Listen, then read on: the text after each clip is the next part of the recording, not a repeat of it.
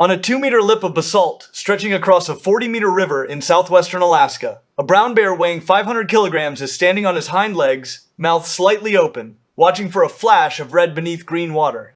He has done this every day for 90 days. He will do it for 10 more. Then, he will not eat again for half a year. He is a coastal brown bear, Ursus arctos, the same species as the grizzly. But coastal browns, with full access to salmon, grow significantly larger than their inland cousins. A mature male here at Katmai can weigh 600 kilograms in summer, 900 in autumn, and over 1,000 in his peak fat year. He stands 2 meters at the shoulder. He is, by a wide margin, the largest land carnivore on this continent. This is one summer, one river, one run. To understand the bears, you must first understand the fish. The sockeye salmon is one of 7 Pacific salmon species. It is born in freshwater. It migrates as a juvenile to the open ocean. It spends 1, 2, 3, or 4 years feeding in the North Pacific. Then, guided by mechanisms we still do not fully understand, it returns to the precise stream, the precise creek, the precise gravel bed where it was hatched, to spawn, and to die. In some years in the Bristol Bay watershed of southwestern Alaska, of which Brooks River is one tributary, the sockeye return numbers more than 60 million fish. 60 million in a single watershed, in a single summer. It is the largest sockeye salmon run on the planet.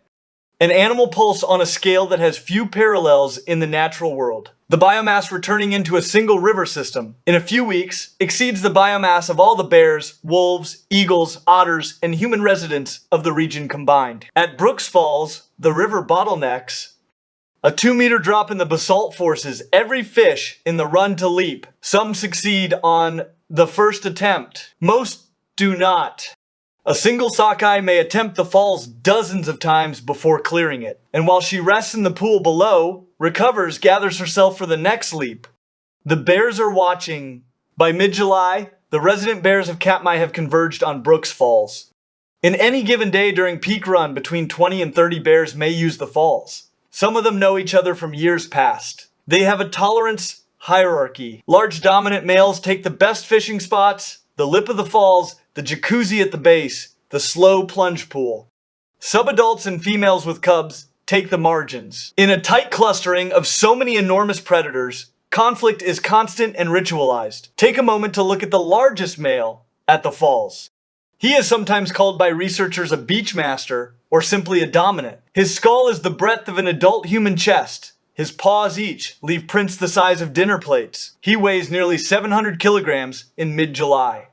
He has worked his way up to the lip over many seasons. Smaller bears have already vacated when he approached. He owns the spot in the strange social arithmetic of these animals until a larger or younger or hungrier challenger arrives. His fishing technique is simple and is the technique of patience. He stands, he watches. When a salmon launches itself toward the lip, if her trajectory carries her toward his open mouth, he snaps. If her trajectory misses, he does not chase. He simply waits for the next. In a peak hour, he may catch 20 fish without moving from his spot. Different bears at Brooks have different fishing techniques. At least 5 distinct styles have been documented by researchers over decades. The lip stander, who waits at the top of the falls. The plunger, who launches into the white water and tries to pin a fish against the bottom. The snorkeler, who puts his head fully underwater in the calmer pools, eyes open scanning. The dasher, who chases salmon through the shallows above the falls. And the scavenger, usually a subadult who cannot compete for a station, who waits below the bigger bears for drop fish. Watch the snorkeler. She is a subadult female, perhaps 8 years old, and she is settled on a deeper pool just below the falls. She wades into chest-deep water, lowers her face entirely beneath the surface, and looks. She holds her breath for 10, 20 seconds at a time.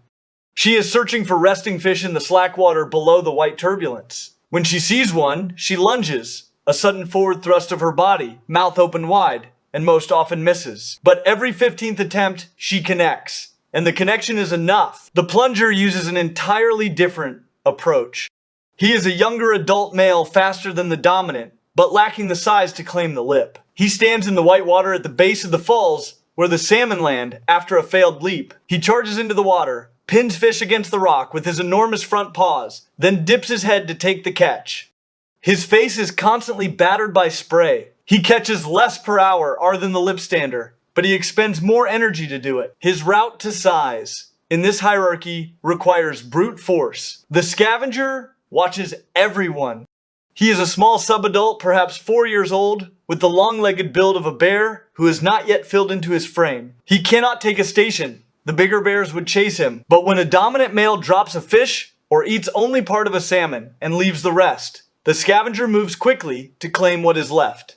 In a day, he may pick up 5 or 6 abandoned scraps. In his own weight class, he is doing what evolution has prepared him for. In a few years, with luck, he will graduate to a station of his own. But not every fish dies at the falls. Most of them make it past. In a typical year, only a few percent of the run is taken by bears. The river takes hundreds of thousands. The lake holds millions. The fish that pass the falls continue upstream into the headwater streams of the Brooks watershed. There, in the gravel beds where they themselves were born 6 years ago, they will spawn. Spawning is a thing of severity. The female digs a shallow depression in the gravel, a red, with rapid sweeps of her tail. She releases her eggs into the depression. A nearby male, hooked jawed, fully red, fertilizes them with a cloud of milt. The female covers the eggs with gravel. And then, almost immediately, she begins to die. The Pacific salmon, unlike its Atlantic cousin, is semmelporous. It spawns once, it dies. In the weeks after spawning, its body breaks down at extraordinary speed. Tissues degrade, organs fail, skin sloughs off in patches. Within a fortnight of laying her eggs, the female is dead, drifting in a slackwater pool. Within a month, the entire run has died. Hundreds of thousands of carcasses in the Brooks watershed alone. What happens to all those bodies? In a less productive ecosystem, this volume of dead biomass would overwhelm the water. Here, it is the foundation of everything. The carcasses are eaten by bears, by eagles, by foxes, by wolves. They are picked apart by gulls. They are broken down by aquatic insects, by fungi, by bacteria. Their nutrients, the nitrogen and phosphorus and amino acids that the salmon brought back from the ocean, soak into the riverbanks and the forest soils. Scientists can now measure those marine nutrients in distinctive isotopic signatures in spruce trees a kilometer back from the riverbank. The salmon is, by its return, not just food for the bears. It is the engine that feeds the whole forest. Without the run, the trees would grow smaller, the understory would be sparser. The eagles would not gather in such numbers. The wolves would not den nearby. The entire ecosystem of southwestern Alaska is in a real measurable way built out of fish. Fish that grew their entire bodies in the ocean and then walked back into the forest on their tails to die in the gravel. By late August, the falls have quieted. The main run has passed, but the bears have not finished. Now they shift to the lower river, to the lake outlet, and especially to the dying salmon drifting in the slack pools.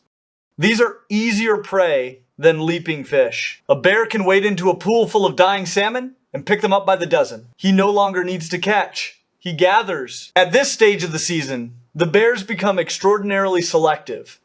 In July, with the run at its peak, every fish was a prize. In late August, with carcasses everywhere, the bears begin to discriminate. They take only the brains and the skin, the richest fat. They abandon the rest. On the gravel banks of Brooks River in late August, you can find pile upon pile of beheaded salmon, untouched except for the energy-dense organs. The bears can afford to be picky. The lean parts they leave behind feed the eagles and the foxes and the wolves. By September, the dominant male has put on nearly 200 kilograms of fat since July. He weighs almost a ton. His ribs no longer show. His face is round. His coat is thick with the new winter pelage growing in beneath the old. He has earned the entire next year. In October, he will move inland to a den he has used before, a hollow under a hillside dug deeper each autumn for years. In November, he will lie down inside it. He will sleep for 5 months. At Brooks Falls in any given summer, there is also a small population of cubs. First-year cubs, second-year cubs, sometimes third-year cubs. They are kept by their mothers who fish on the margins. A sow with cubs cannot risk a station near a large male. He might kill her cubs to bring her back into estrus. So she fishes elsewhere, a riffle below the falls, a gravel bar at the lake outlet, a quiet bend of the river. In their first summer, cubs catch almost no salmon themselves. They watch, they flounder, they drop fish their mother has caught. But by their second summer, they are catching for themselves. By their third, they are nearly adult-sized, and many are already independent. By their fourth, they are looking for territories. By their 10th, they are dominants in their own right, fishing at the lip of the falls. The whole life cycle of a Brooks Falls bear from cub to dominant is staked entirely on this run. If the salmon return in numbers, the bear thrives. If the salmon fail, the bear does not. Bear populations in this watershed track sockeye populations with a lag of 1 or 2 years. In a bad run year, sow nursing fails, cubs starve, subadults disperse. In a great run year, every cub at the falls survives. The fish are the bear is the fish. In a season, 60 million fish return to a single watershed. In a single river, a few 100,000 of those fish leap a 2-meter wall of basalt. On that wall, 25 bears stand and watch and fish again. Each bear takes perhaps a few hundred salmon over the season. A small fraction of the run, but every kilogram of salmon in a bear's stomach becomes another kilogram of bear that will den, sleep, give birth, and emerge in March to begin again. Salmon to bear to cub, cub to bear to forest. By the slow chemistry of digestion and droppings and the rotting of carcasses along the bank. One river. One run. One season. Repeated for 10,000 years since the last ice retreated from this coast. And in the silver red water of the brooks tonight, the run is still going. The bears are still standing. The forest is, very quietly, eating the ocean.